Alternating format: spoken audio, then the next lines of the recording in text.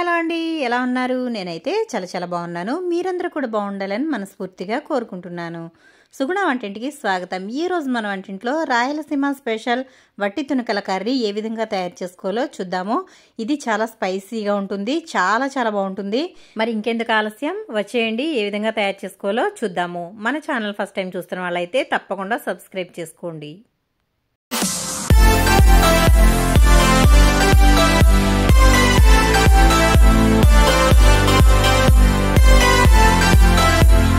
ముందుగా నేను ఇక్కడ వట్టి తునకలు అయితే తీసేసుకున్నానండి. ఇది మేక మాంసం అంటారు కదా, దానిని శుభ్రంగా కడుక్కుని ఉప్పు కారం పట్టించి బాగా ఎండలో ఆరబెట్టిన తర్వాత ఈ విధంగా అయితే వస్తాయి. వీటిని అయితే తీసుకున్నాను. ఈ విధంగా మనం తయారు చేసుకున్న వట్టి తునకలు అయితే ఎక్కువ రోజులు నిల్వ ఉంటాయండి. కానీ మనం అంత ఎక్కువ రోజులు ఏది కూడా ఉంచుకోకూడదు కాబట్టి మనం కావాల్సినప్పుడు అయితే ఈ విధంగా తయారు చేసుకోవచ్చు. ఇప్పుడు వీటిని తీసుకున్నాం కదా, వీటిని అయితే ఒక గిన్నెలో అయితే వేసేసుకున్నాను. వీటిని ముందు ఒకసారి అయితే మామూలుగా కడిగేసుకోవాలండి. మామూలుగా కడిగేసుకున్న తర్వాత బాగా వేడివేడిగా ఉన్న వాటర్ అయితే ఇందులో వేసుకోవాలి. ఇందులో ఏమన్నా డస్ట్ అలాంటిది ఉంటే చక్కగా పోతుంది. ఇలా అయితే నేను బాగా వేడిగా ఉన్న నీళ్ళు అయితే వేసుకున్నాను. ఈ విధంగా వేడి నీళ్ళు వేసుకోవడం వల్ల ఇవి గట్టిగా ఉంటాయి కాబట్టి చక్కగా మెత్తబడతాయండి. ఇలా అయితే వేసి పక్కన పెట్టేసుకున్నాను. ఆ తర్వాత స్టవ్ వెలిగించుకుని కుక్కర్ అయితే పెట్టేసుకున్నానండి. మనకి ఇవి గట్టిగా ఉన్నాయి అనుకుంటే కుక్కర్ మూత పెట్టుకోవచ్చు, లేదంటే కనుక మామూలుగా కూడా ఉడికించేసుకోవచ్చు. కర్రీ అనేది ప్రిపేర్ చేసుకోవచ్చు. ఆ తర్వాత నేను ఇక్కడ ఒక 4 మీడియం సైజు ఉల్లిపాయలు అయితే కట్ చేసుకున్నాను. అలాగే 2 పచ్చిమిర్చి అయితే చిన్న ముక్కలుగా కట్ చేసుకున్నాను. ఇవన్నీ కూడా ఇందులో వేసేసుకోవాలి. ఇప్పుడు ఉల్లిపాయల్ని చక్కగా బ్రౌన్ కలర్లోకి వచ్చే వరకు వేయించుకోవాలండి. మనం ఇది ఓన్లీ ఉల్లిపాయలే కాబట్టి కర్రీలో మనకి వట్టి తునకలు అయితే ఎక్కువగా కనిపించవు కాబట్టి ఉల్లిపాయలు అయితే ఎక్కువగా వేసుకున్నాను. మీకు ఎక్కువ అనిపిస్తే తక్కువగా కూడా వేసుకోవచ్చండి. ఈ ఉల్లిపాయల్ని మంచి కలర్ వచ్చే వరకు చక్కగా వేయించుకోవాలి. మంటను మీడియం ఫ్లేమ్లో మాత్రమే పెట్టి వేయించుకోవాలండి. అప్పుడే మనకి ఉల్లిపాయల్లో ఉండే తడంతా కూడా బయటకు వచ్చేసి చక్కగా మగ్గుతాయి. చూసారు కదా, ఉల్లిపాయలు అయితే మంచి బ్రౌన్ కలర్ అయితే వచ్చేసాయి. ఇందులో నేను ఇక్కడ 1 స్పూన్ వరకు అల్లం వెల్లుల్లి పేస్ట్ అయితే వేసుకుంటున్నానండి. మనం వట్టి తునకల కర్రీ చేసుకుంటున్నాం కాబట్టి అల్లం వెల్లుల్లి పేస్ట్ అనేది కంపల్సరీగా వేసుకోవాలి. ఇప్పుడు అల్లం వెల్లుల్లి పేస్ట్ కూడా పచ్చి వాసన పోయే వరకు బాగా వేయించుకున్న తర్వాత మనం వేడి నీటిలో నానబెట్టుకున్న వట్టి తునకలు అయితే ఇందులో వేసేసుకోవాలి. వాటర్ ఏమాత్రం రాకుండా ఈ విధంగా అయితే వేసుకోవాలి. ఇప్పుడు మనం ఇవన్నీ వేసేసుకున్నాం కదా, ఇది ఇప్పుడు బాగా కలుపుకోవాలండి. ఇవి చక్కగా మగ్గిపోవాలి.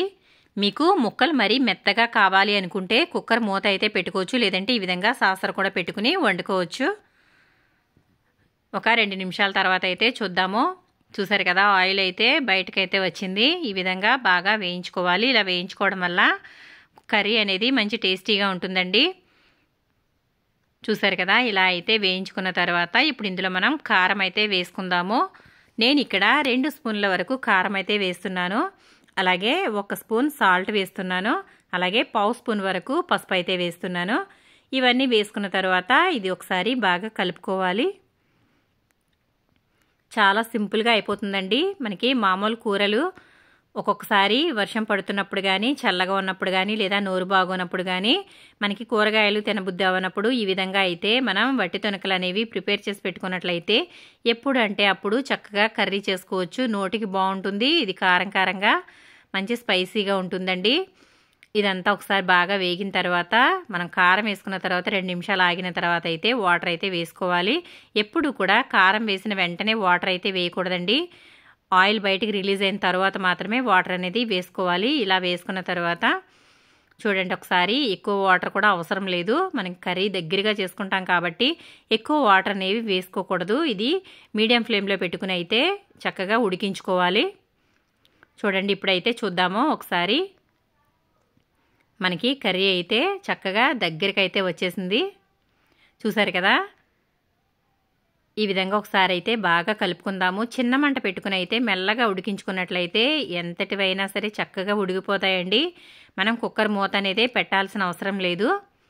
చూసారు కదా, చిన్న మంట మీద ఉడికించుకోవడం వల్ల చక్కగా ఉడికిపోతాయి. మన కర్రీ అనేది అయితే ప్రిపేర్ అయిపోయింది. ఇప్పుడు మనం అయితే స్టవ్ అయితే ఆఫ్ చేసుకుందాము. ఇప్పుడు బౌల్లోకి అయితే తీసేసుకుందాము. చూసారా, ఎంత సింపుల్గా వట్టి తునకల కర్రీ అయితే రెడీ అయిపోయిందో. ఈ విధంగా మంచి ఎండలు ఉన్నప్పుడు వట్టి తునకలు అయితే ప్రిపేర్ చేసి పెట్టుకోవడం వల్ల ఎందులోకైనా కలుపు వేసుకోవచ్చు. ఇలా విడిగా కూడా కర్రీ చేసుకోవచ్చు, లేదంటే ఫ్రై కూడా చేసుకోవచ్చు అండి. పప్పుచారులోకి, చారులోకి దేంట్లోకైనా సైడ్ గా పెట్టుకుంటే చాలా బాగుంటాయి. మరి ఈ కర్రీ నచ్చితే గనక లైక్ చేయండి ఫ్రెండ్స్, షేర్ చేయండి, తప్పకుండా సబ్స్క్రైబ్ అయితే చేసుకోండి. తక్కువ మసాలాలతో అసలు మనం మసాలా అనేది ఏమి వేయలేదండి, అల్లం వెల్లుల్లి పేస్ట్ మాత్రమే వేసాం కదా. మరి ఈ కర్రీ అయితే చాలా బాగుంటుంది, నోటికి అయితే చాలా చాలా బాగుంటుంది. మీరు కూడా ఒకసారి తప్పకుండా ట్రై చేయండి ఫ్రెండ్స్. మీకు ఏ విధంగా వచ్చిందో నాకు కామెంట్ సెక్షన్లో కామెంట్ పెట్టండి.